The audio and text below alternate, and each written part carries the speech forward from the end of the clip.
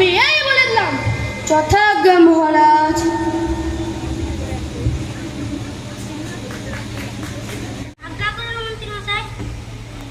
এই বাগান কাটার ব্যবস্থা করো।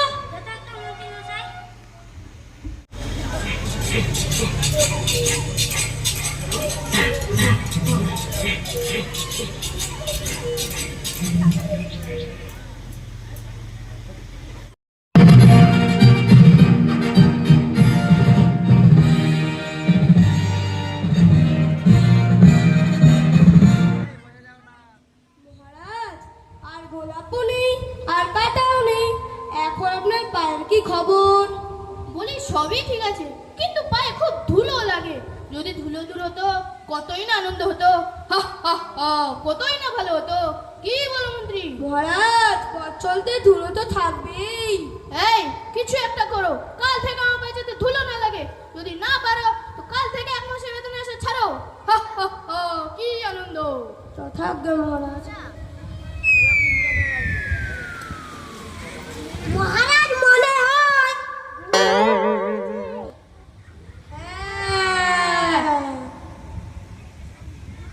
উপায় বার করুন, উপায় বার করুন। কাল থেকে মহারাজের পায়ে যদি ধুলো না লাগে। কি করে সম্ভব বলুন তো? ধুলো তো আমাদের পায়েও লাগে। চুপ, একদম চুপ। আমাদের পায়ে লাগবে, লাগুক। আমাদের পা তো মহারাজের পা নয়।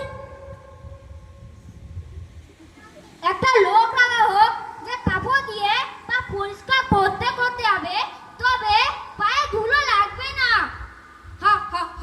আবার লোক নিয়োগ, আবার খরচা, বেতন আর দিতে পারবো না। কর্ম খালি নেই। দেখলে ঘুমটা ভাঙিয়ে দিলে না?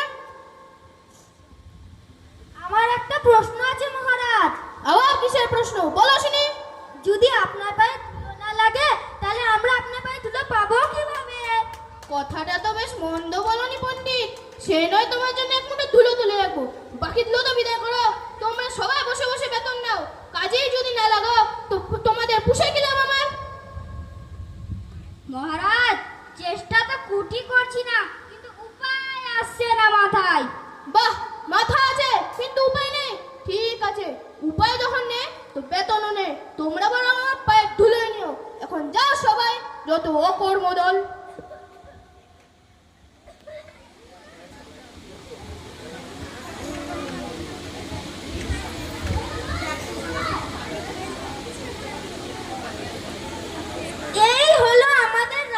প্রধান পুঁথি, দেখি কি লেখা আছে এই পাতায়। দেখতে হবে পণ্ডিত মশাই, যাতে বেতন কাটে না যায়।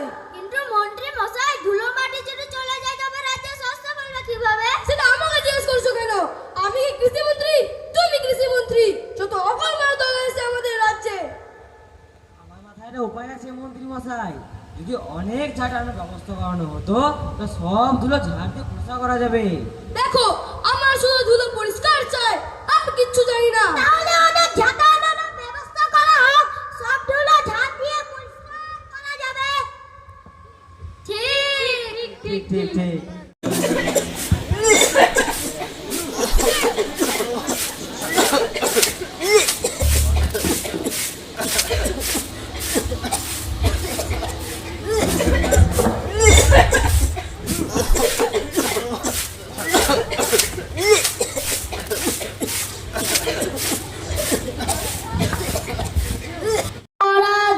পরিষ্কার রাজ্য দেখিবার জন্য আসিতেছেন।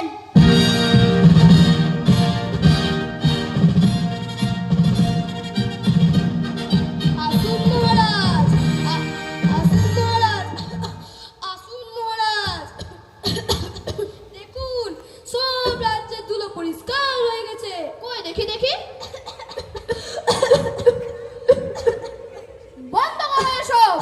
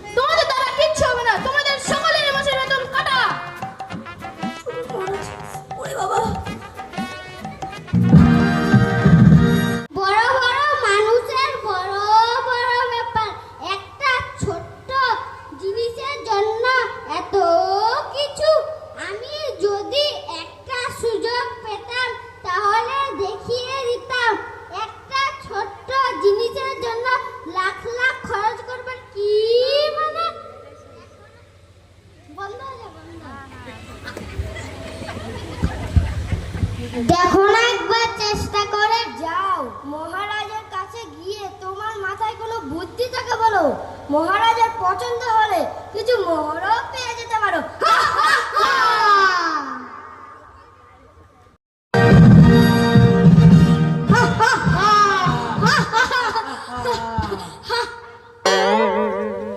মহারাজ, আমার মাথায় একটা বুদ্ধি এসেছে।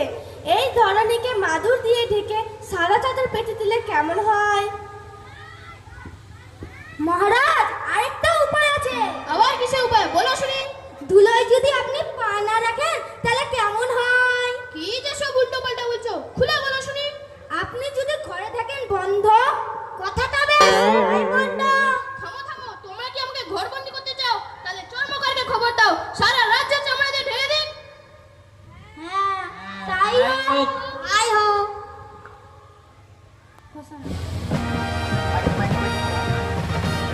শুনো শুনো শুনো, রাজা মশাই দড়ি টাকার জন্য উপযুক্ত কাজ জানা চর্মকার খুঁজছেন, ভালো পারিশ্রমিক আছে, সত্য যোগাযোগ করো সবাই। শুনো শুনো শুনো।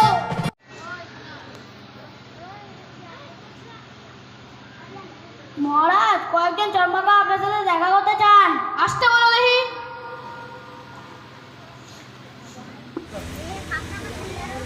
মহারাজ, মহারাজ, আপনার কাছে অভয় দেন তা বলি। কি বলবে? তাড়াতাড়ি বলো তো, মহারাজের কাছে অত সময় নেই। বলে ফেলো শুনি। মহারাজ, আমার কাছে আছে এক টুকরো চামড়া। তাতে কি বলবো আমরা? এক টুকরো চামড়া দিয়ে কি ঢাকা যাবে রাজ্য? হাস্যকর হাস্যকর হাস্যকর। এই চামড়া দিয়ে আপনাকে চরণ ঢাকলে গোটা রাজ্য চামড়া দিয়ে ঢাকতে হবে না। এত সহজেই যদি সব হতো তো পণ্ডিতগুলো কি এমনি এমনি আছে? এই বেলাকে শিরা চড়াতে হবে।